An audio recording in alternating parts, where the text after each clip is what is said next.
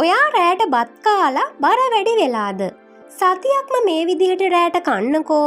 හදාගන්නත් යන්න විනාඩි 10යි බඩත් අඩු වෙනවා. 1. සඳුදා. ඔයාට පුළුවන් මාළු කෑල්ලකට ලුණු ගම්මිරිස් ගාලා විනාඩි 10ක් ග්‍රිල් කරලා කන්න. අඟහරුවාදා. යෝගට් කෝප්ප එකකට ඇපල් කෑලි කපලා දාන්න. අයිනට තම්බාගත් බිත්තරයක් ගන්න. බදාදා. සුප් එකක් බොන්න පුළුවන්. කැරට්, බොංචි, කුකුල් මස් ඒ දේවල් දාලා වතුර දාලා විනාඩි 15ක් තම්බලා බොන්නකෝ. බ්‍රහස්පතින්දා ඔයාට පුළුවන් කඩල කන්න.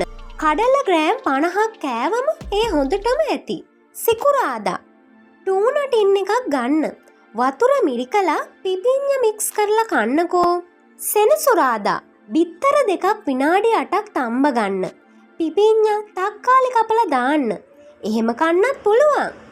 ඉරිදා සතිය අවසාන දවසේ ඕට්ස් මේස හැඳි 4ක් වතුරෙන් විනාඩි 2ක් රත් කරන්න. උඩින් කුරුඳු ටිකක් දාන්න. අයිනට ග්‍රීන් ටී එකකුත් ගන්නකෝ. ඔයා මේ විදිහට කාලා බලන්නකෝ. මතක තියාගන්න. රෑ 8ට කලින් කෑම ඉවර කරන්න. කාලා පැය 2කට පස්සේ නිදාගන්න.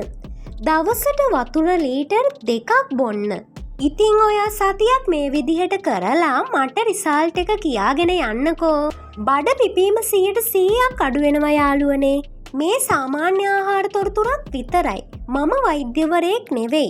ඔයාට මේ ආහාර වේලට යන්න කලින් ලෙඩක් තියෙනවා නම් වෛද්‍යවරයෙක් හමු වෙලා උපදෙස් ගන්නත් පුළුවන්.